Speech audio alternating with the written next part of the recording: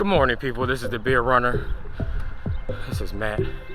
Thank you for joining me on another wonderful cold run.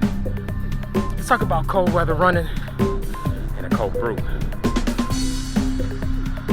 It is Super Bowl Sunday. It is cold in most parts of the country. Some places are colder than others. Snow, we ain't this problem in Texas, right? But cold is cold. You gotta dress appropriately. Personally, I hate the cold weather. I like to get my run in, so what I like to try to do is layer up as much but as little as possible. All right. So right now I got some shorts on. I don't have my compression pants on because the shorts I have on actually have compression pants or compression shorts built into it. I don't know what kind of brand it is. My wife got it for my birthday. I really love it. It's really comfortable. It has just some raggedy sweatpants on. Comfortable, they loose, they don't fit they don't fit to me. But just comfortable enough for me to move my legs. I got on my 361 degree shirt. I got my Dallas Marathon long sleeve tech shirt. I got a slightly thicker long sleeve shirt on top of it, and of course I got my run gun in there. Let's go ahead and enjoy this run. I found a nice little route. New little path actually. Give it a shot. I think it's just a loop. We'll see how far it is. I've already started my run. I'm at 1.7 miles. So I've already hit my mile for my run streak. This is day 219-ish. July 3rd will be 365. So let's see if we can make it to July 3rd, right? Let's go ahead and see what it's like running the cold in Texas. All right, let's get it.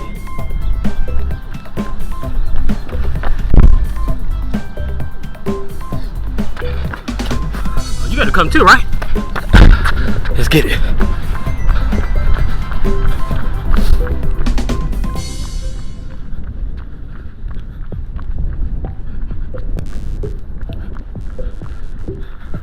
Alright, so everybody has their ideal running weather. Depending on the type of person you are, type of runner you are. Me, I've always loved the heat. And I've noticed that since I moved to Texas, all of my personal best times and whatever I run, the 5K, the half or even the full, have all been in triple digits, oddly enough. So I love the heat, right? And I know it's because I've gotten older or what, but I learned if I can get something around 65, no breeze, like I have my ideal, right? 65, 70-ish is perfect for me.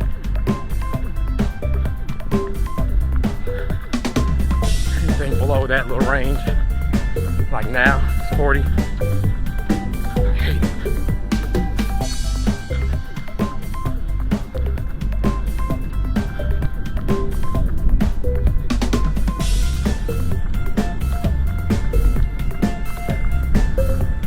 But the good thing about running the cold,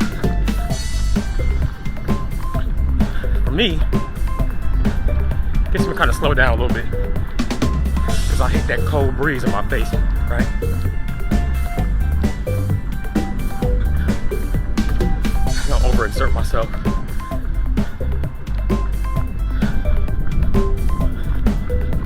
But I do find out that sometimes it's harder to listen to your body because you're still active, still working up a sweat, your body's still working. So you less likely to feel thirsty, or at least less often. So you kind of forget to hydrate on your run.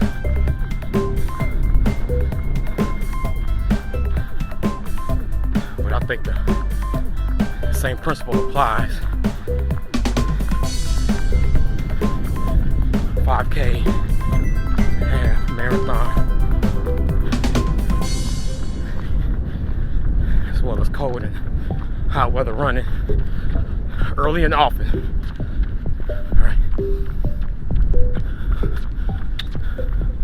Sometimes with the weather, extreme weather, it's harder for us to listen to our bodies. But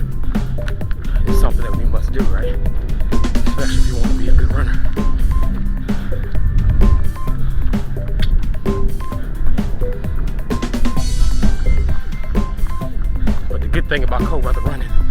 Big plus is I can take my beer, leave it outside, come back, nice and cold, right? So beer I got today, they're really excited to talk about. Really excited to try it for the first time. It's a brewery from my hometown, Gary, Indiana.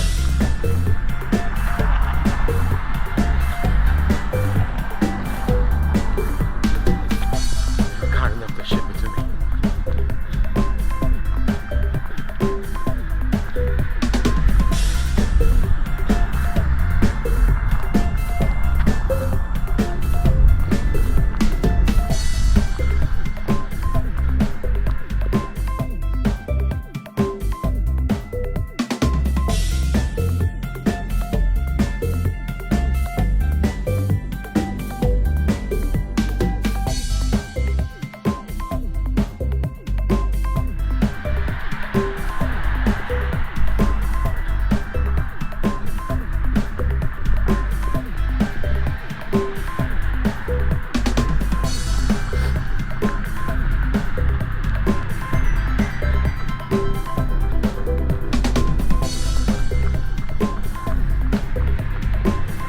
You know what? I got my Asics on. I call them my Patriots because they're nice and red, white, and blue. Very comfortable. This is actually the first pair of Asics I got. Probably the first pair of running Asics I ever had when I ran track in high school. I had some Asics. But this right here is nice and comfy. Kind of reminds me of a traditional Hoka.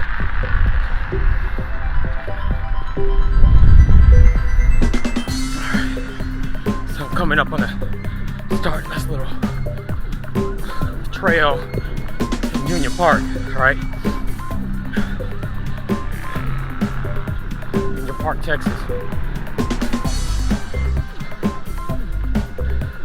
Let's see where we at. 0.87. Less than a mile.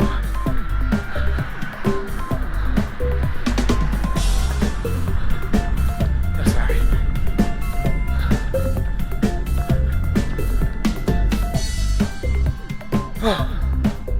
All right, I think it's about time to go home, right?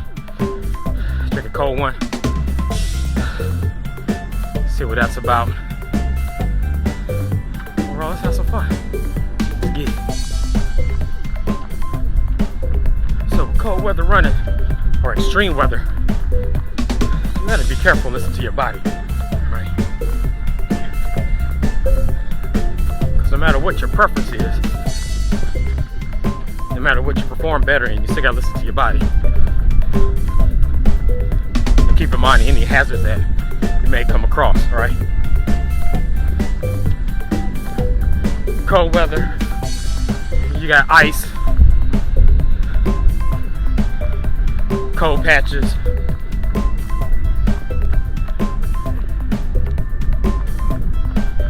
looking at hot weather. Sometimes you're gonna have unstable ground or hard ground.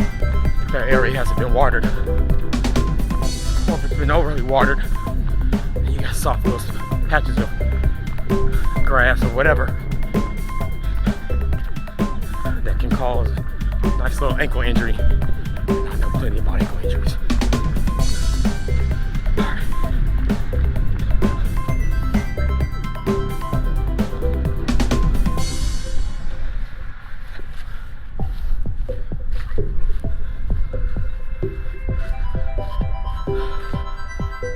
I think the same applies for temperature of the beer. Certain temperature beers, craft beers, style best served at certain temperatures. We'll talk more about that later.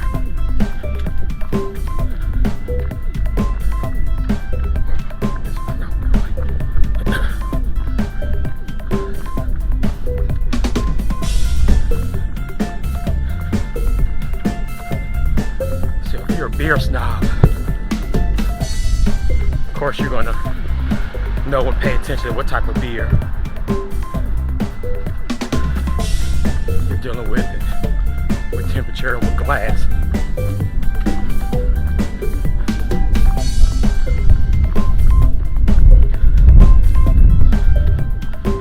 Drink where you're dealing with.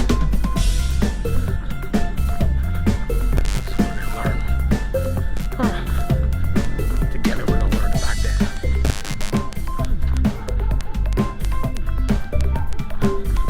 As I post more videos.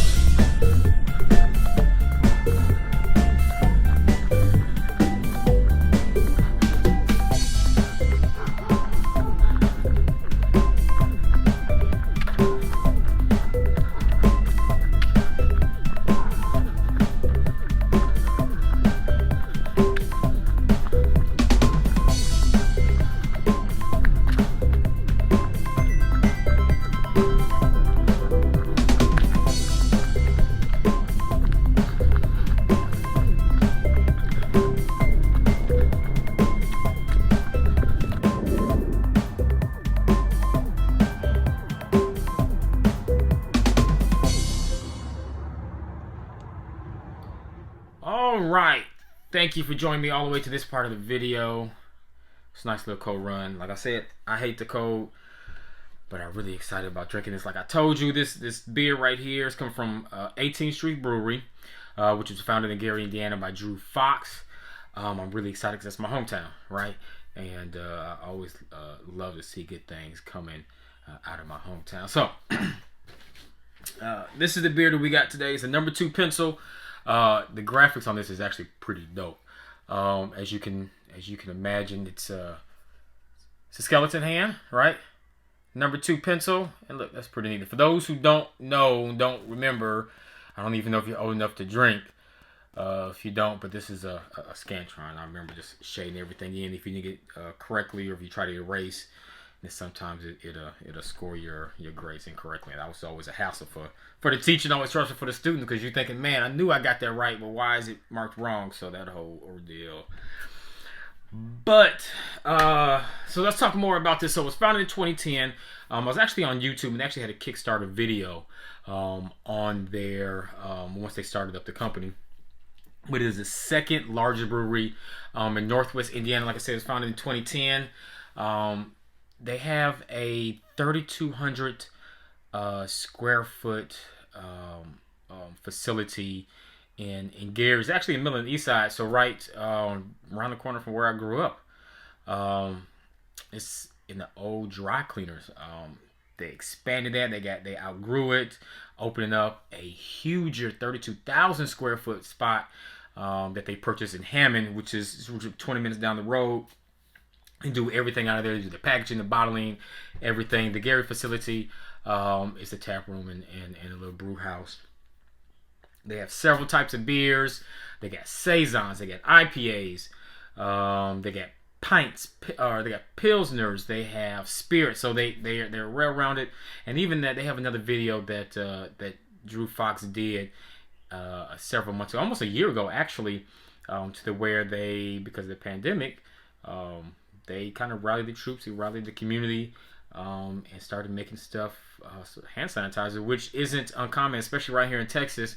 A lot of the distilleries and breweries here did that because they had the equipment, they had the supplies to do so. So they just kind of added a little bit of this and took some of that out, and did what they did to make the hand sanitizer. So it's actually pretty awesome, pretty neat, doing something good for the neighborhood.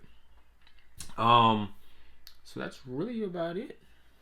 I'm really excited about this. I mean, it's a really dope can. This is a pint, okay?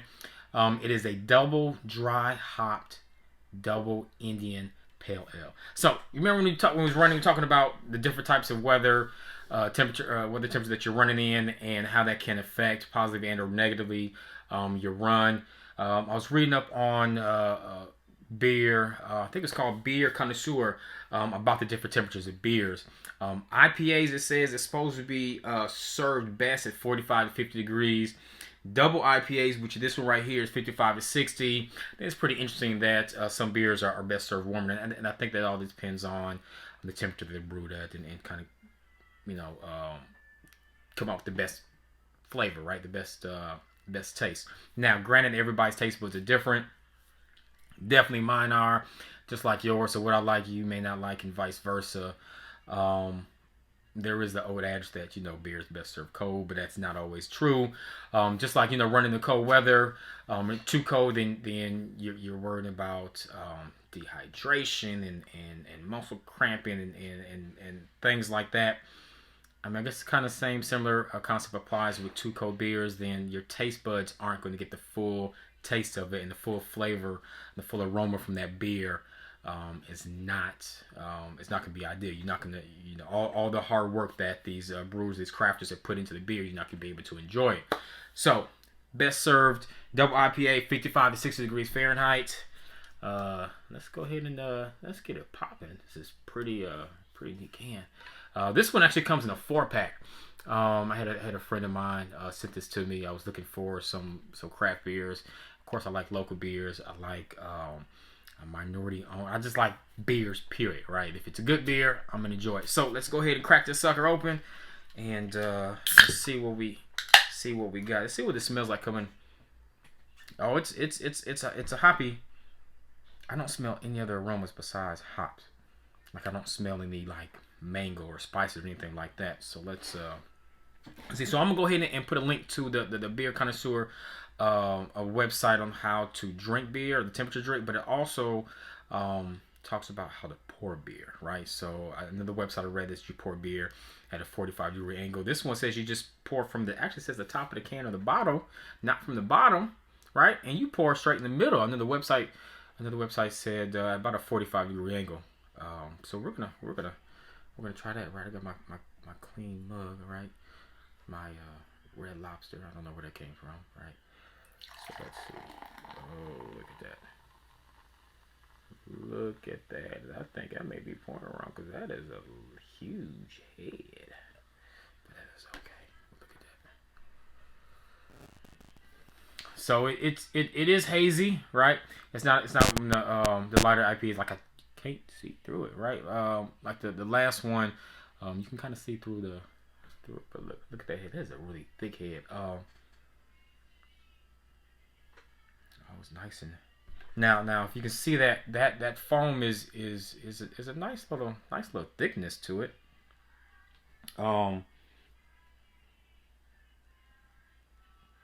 I want to know really what a double dry hopped. I'm gonna have to contact them. And big shout out to Katrina from 18th Street Brewery. I actually was on the phone with her and trying to come up with with the beer that I should try. And she recommended the number 2 pencil. Appreciate it. Big shout out to Katrina. Thank you for the heads up. But I'm excited to try to see what the crew down there or up there in Indiana has put together.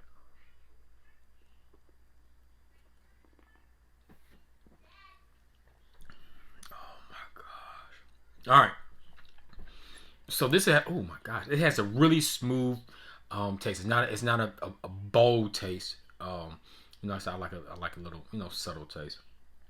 To me, and I hate to compare different brews because they're all kind of brewed differently and different. They use different ingredients, things like that. But it has a smooth taste similar to like the Tupps. It is a real smooth taste. It's not a scratchy, not an itchy. A nice little head. You don't really. The head doesn't really get into the way as far as taste and me trying to enjoy it. It's not a powerful aroma. I don't really taste any other ingredients, but I have a virgin taste bud when it comes to enjoying and drinking craft beers. I know what I like, but as far as like verbalizing and explaining it, but it is a nice little hazy. It's got that kind of golden color. I'm a Hoosier. I'm from Indiana, so I like to say amber waves of grain.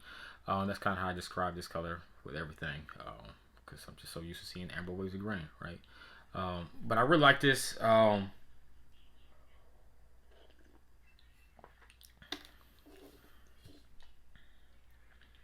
Nice aftertaste. It's a really thick head. Smells good. It has a subtle hop smell, but it's not one of those powerful aroma smells, which is okay by me. I really like this. I'm out of 5. I'm gonna have to give this like a 4, 3.75, like a 4. I mean, the thing that really kind of threw me off, and I don't know if it's maybe because the way I was pouring it. Mind you, I got 3 others in the pack. So if I was pouring it wrong, let me know. Put your comments down below. Let me know, should I be pouring at the 45-degree angle? Should I pour it like I did? Like, is there a different way that I should pour? Should I even be using a different mug? Because I even heard the tulip glass is kind of like the overall glass, the multi-purpose glass that you can use when you enjoy different types of beers, the IPAs and the stouts and things like that. So this is what I have. I really enjoy this. I really thank you guys for kicking it with me after 3 episodes. It's been fun to get a chance to go for runs, different weathers, enjoying a nice little beer, different beer. Hey, if you have a beer that you recommend, that you like, go ahead and drop me a message. We'll go ahead and try it. You know, maybe we can exchange beers, right? We'll go ahead and get a chance to do something like that. I really can't wait. Here in a few weeks, I'm going to wait to end the cookie season. I'll try the Girl Scout cookies that is coming up. Be on the lookout for that. Check out my other videos.